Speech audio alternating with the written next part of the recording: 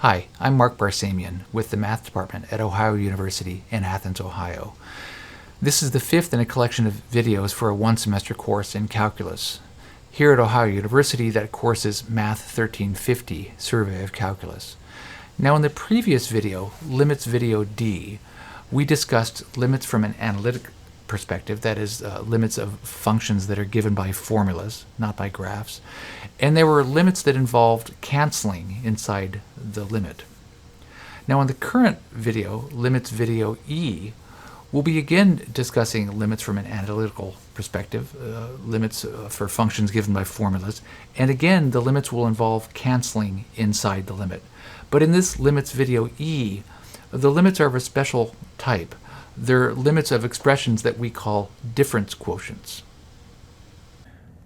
Our topics for this video will be an example of computing the limit of a difference quotient, a discussion of the importance of using proper limit notation, and then I'll discuss why difference quotients are called that, and then finally another example of computing the limit of a difference quotient.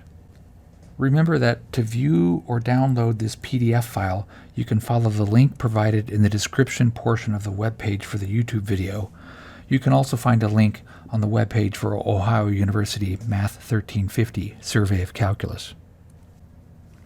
We'll be using some stuff from previous videos.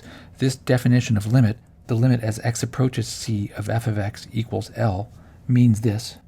As x gets closer and closer to c but not equal to c, the value of f of x gets closer and closer to L and may actually equal L. As was the case in the previous video, an important phrase in this sentence that defines what the limit means, an important phrase is this: x gets closer and closer to c but not equal to c. That's all embodied in this part of this symbol, x arrow c. That's spoken, x approaches c. So this will be important. X is getting closer and closer to c, but not equal to c. We'll be using some properties of limits that were first introduced in Limits Video B. In particular, we'll be using Theorem 2, Part 1. I would call that Theorem 2.1. That says if you have a constant k, and you are asked to find the limit as x approaches c of k, then that limit will simply be the value k. We'll also be using Theorem 3 about limits of polynomial and rational functions. We'll be using this first part of Theorem 3. For f, a polynomial function, if you are asked to find the limit as x approaches c of f of x, then you can find that by more simply computing f of c. That is, the value of this limit will equal the value of this y value. We'll be encountering indeterminate forms. That is, limits of this form, limit of a quotient, where the quotient has the property that the limit of the numerator by itself is 0 and the limit of the denominator by itself is also 0. We'll be using this important concept from the first month of calculus, what I consider to be the most important concept, the issue of when one can cancel terms and why. Remember that we can cancel numbers if they are non-zero. We cannot cancel numbers that are 0. So for instance, 5 over 5 equals 1, but 0 over 0 does not equal 1. 0 over 0 is undefined. And more abstractly, if we have a quotient involving a variable, for instance x over x, then without knowing anything more about the value of the variable x, we cannot cancel that x over x. Because if it turns out that x equals 0, then that quotient x over x is undefined. But if x is not 0, then it would turn out that that quotient x over x would equal 1. So without knowing whether x is 0 or not, we can't say in advance what the value of this quotient would be. But if we're given extra information that enables us to determine that either x is not 0 or x is 0, then in that case we could replace the expression x over x with either a 1 or with the expression dne for does not exist. Here's our first example of computing the limit of a difference quotient. Example 1. For f of x equals x squared minus 6x plus 5, find the following limit. The limit of the quotient, where the numerator is f of the quantity 4 plus h minus f of 4, and the denominator is h. Now this is an extremely important type of limit. The expression inside the limit is called a difference quotient. I'll talk later about why that expression is given that name. For now, we'll focus on just finding the limit. Our solution will follow this strategy to find that limit. First of all, we'll build the parts represented by the symbols in the difference quotient, this symbol and this symbol. Then we'll put those parts into the limit expression. Then we'll find the limit. One of the steps will involve canceling. So here we go. First, we build the parts represented by the symbols in the difference quotient. Well, again, we need two things in order to build this expression. We need f of 4 and we need f of the quantity 4 plus h. For both of those things, it will be useful to have what I call the empty version of the function f. The function f with a variable inside is this: f of x equals x squared minus 6x plus 5. What I call the empty version is this: f parentheses equals parentheses squared minus 6 parentheses plus 5. That is, I simply replace all the x's in the original expression with empty parentheses to build the new expression. To find f of 4, of course, we put 4 in the parentheses and simplify. So there's the symbol f of 4. Here I've put 4 in all those parentheses. I simplify and I get the result that f of 4 equals negative 3. To find f of the quantity 4 plus h, we put 4 plus h in the parentheses and simplify. So here it is. F of 4 plus h equals this expression obtained by putting 4 plus h in all those parentheses. And then I use the rules of arithmetic and I get the result that f of the quantity 4 plus h equals h squared plus 2h minus 3. Now that's all fairly straightforward. It just uses standard function notation and rules of arithmetic. But that's not to say that this is easy or that students will not have trouble with this. There are some common mistakes. One common mistake is this: when computing this quantity, 4 plus h quantity squared, students will often write this. They'll say that 4 plus h squared equals 4 squared plus h squared. That is, it equals 16 plus h squared. But that's incorrect. The correct computation results in what's called a cross term, the term 8h, that's shown above here and in this line below. The way the computation is done in detail is the quantity 4 plus h squared has to be thought of as 4 plus h times 4 plus h. To compute that, you have to distribute all those terms and you get this, and when you simplify, you end up with the expression 16 plus 8h plus h squared. So there's that cross term, 8h. Now let's go back up and look again at our strategy. We have done this. We have built the parts represented by the symbols in the difference quotient. We found f of 4, we found f of 4 plus h. Moving on in the strategy, our next step is to put those parts into the limit expression. Well, this part is fairly short. There's the limit expression, and here I put in the parts. I replace f of 4 with the number negative 3, and I replace f of 4 plus h with that whole expression, h squared plus 2h minus 3. Notice that on the left, in the original limit expression, there are f's. On the right, after I put the parts in, there are no f's in that expression on the right. Let's go back up and see what's next in our strategy. The third part of our strategy is this: find the limit. Remember that one of the steps will involve canceling.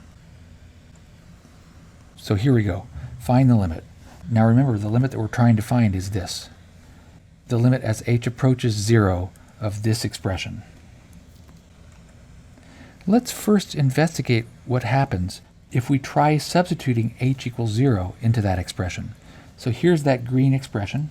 Let's try substituting h equals 0. So put 0 there, 0 there, and 0 there. Well, when we do that, we obtain this expression, 0 over 0. Now, because we reach that expression 0 over 0, that tells us that we should not substitute h equals 0. Why?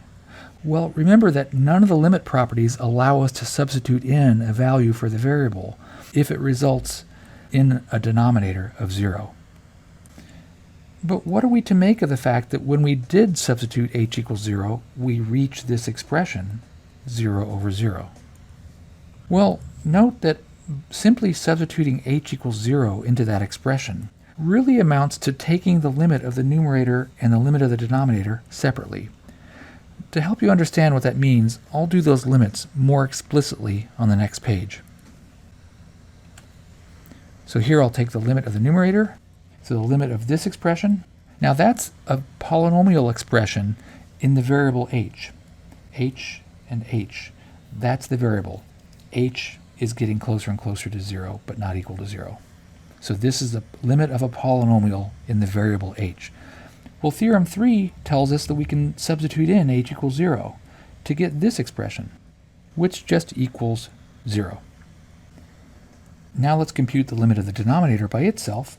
That is, the limit as h approaches 0 of h. Well, that again is the limit of a polynomial in the variable h. Well, theorem 3 tells us that we can substitute in h equals 0. So we just obtain this expression. So that is, this limit is 0. So we've found that the limit of the numerator is 0 and the limit of the denominator is 0. Again, that's what I meant earlier when I said that this computation, substituting in 0 into that expression, we're not really supposed to do that, but we could think of that as this. Imagine what would happen if we took the limit of the numerator separately and the limit of the denominator separately. At some point in those expressions, it would be okay to substitute in 0. But again, the question was, what are we to make of the fact that we get a 0 for the numerator and a 0 for the denominator? Well, remember that if you have a limit of a quotient, and it turns out that the limit of the numerator is 0 and the limit of the denominator is 0, then that limit is said to be indeterminate. Remember that when one encounters a limit that's in indeterminate form, some more steps need to be done in order to convert the limit into one of the forms for which our theorems about limits can be used. Only then can a determination be made about the existence and the value of the limit.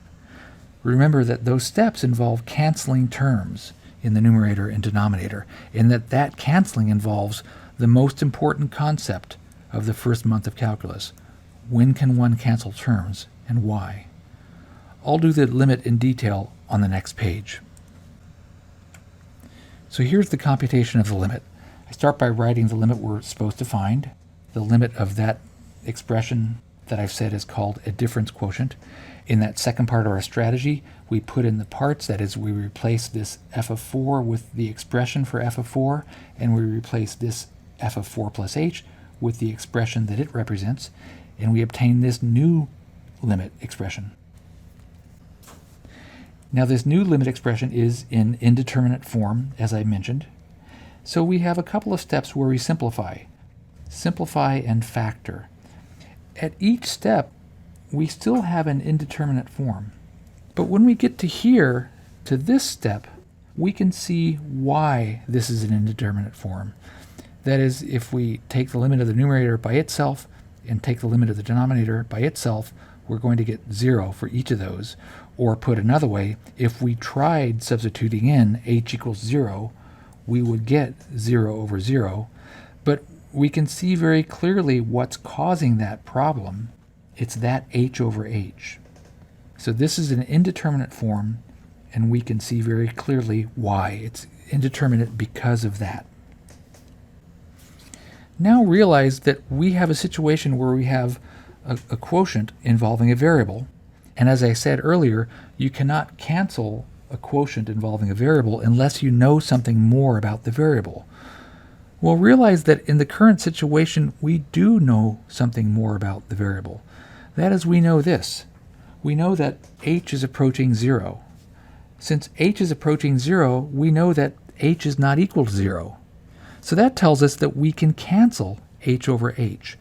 That's that most important step of the first month of calculus, recognizing this. Knowing that we can cancel, we do that, and we obtain this new expression, the limit as h approaches 0 of h plus 2. Now realize that we are looking at a limit of a polynomial in the variable h. So there's an h is approaching 0. In other words, h is the thing that's changing. So this is a polynomial in the variable h. Well, a limit of a polynomial is not indeterminate. In fact, we have theorem 3 that says we can simply substitute in h equals 0. As a result, we get the number 2. That is, the value of this limit is the number 2. And that's the result. We've found the limit. The limit exists, it's the number 2. That's the end of example 1. I want to make some observations about example 1. First of all, we started with an indeterminate form. Here. Then we had 2 rows of simplifying and rewriting the expression until we got it to a form that was still indeterminate, but a form in which we could see clearly what was causing the limit to be indeterminate. It was that h over h. So here we have an indeterminate form. We simplified, we still have an indeterminate form. We factored, we still have an indeterminate form, but now we can see that it's that h over h that was causing the form to be indeterminate. Then we canceled h over h using the fact that we knew that h is not 0. That was that important step here.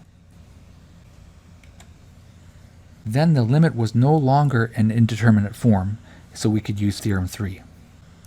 So here, that is no longer an indeterminate form, so we can use theorem 3 to obtain this, which just equals the final answer of 2.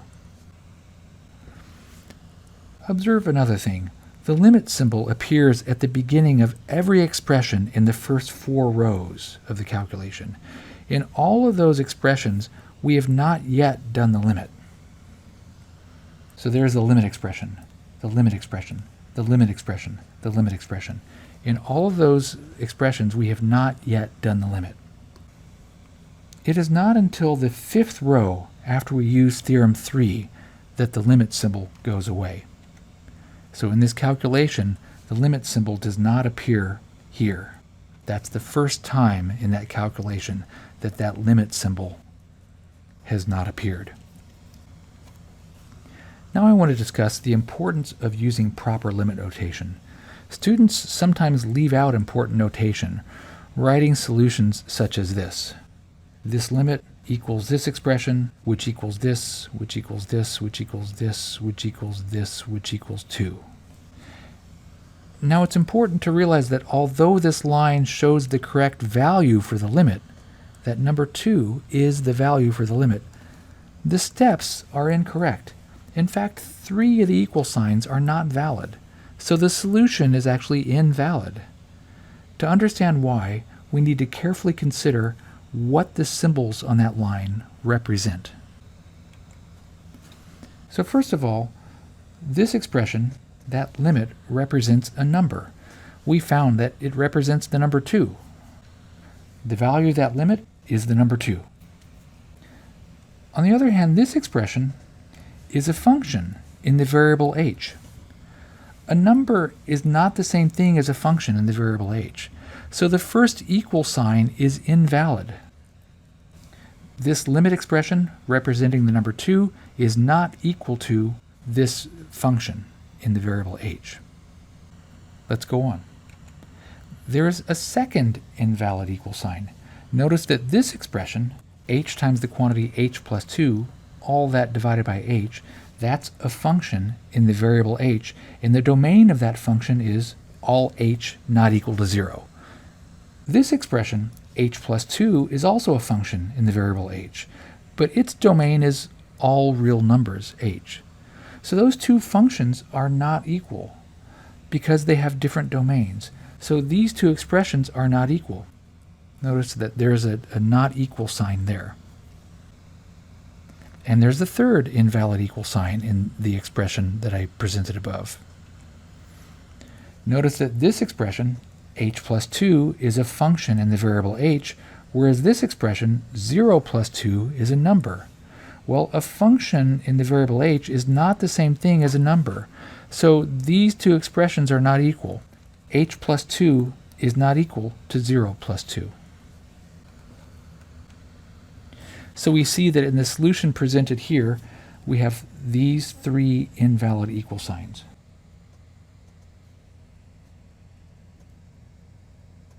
Since we have three invalid equal signs, we realize that this is an invalid solution. Even though the solution presents the correct final numerical answer, that is, the value of that limit is the number 2, this is not the way that limits work. This is not how that 2 is properly obtained. So in conclusion, a correct solution to a limit problem should show not only the correct final answer for the limit, but also correct steps with correct limit notation and explanation of steps, as modeled in my solution to example 1 earlier. Here is a solution showing correct limit notation and explanation of steps. Now I want to discuss difference quotients. Why are difference quotients called that? That is, why is this expression called a difference quotient? Well, start by recalling what the symbol f of 4 denotes. That denotes the y value on the graph of f when x equals 4. This symbol, f of 4 plus h, denotes the y value on the graph of f when x equals 4 plus h.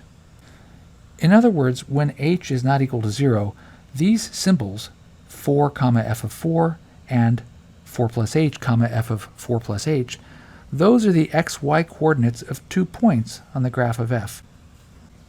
So the expression f of 4 plus h minus f of 4 represents a change in y. That is, delta y, meaning change in y, equals f of 4 plus h minus f of 4.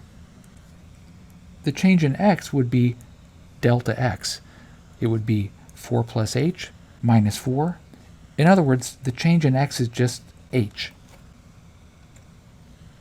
Observe that this expression, this thing that I've been calling a difference quotient, f of 4 plus h minus f of 4, all that over h, that expression is the result of computing the change in y divided by the change in x. Let's see how that would work. Change in y over change in x would be this expression, change in y expression, divided by this expression, the change in x expression. Well, the denominator simplifies to just being h, so delta y over delta x is that expression. Now, instead of saying the change in y divided by the change in x, we could say the difference in y divided by the difference in x. In other words, a quotient of differences. Hence the name difference quotient for that expression. Well, that's the end of our discussion of difference quotients. There's another example that will be included in the printed notes accompanying this video, but I won't discuss the example in the video. The concepts and solution strategy are the same as in example 1. You should study the printed notes carefully on your own.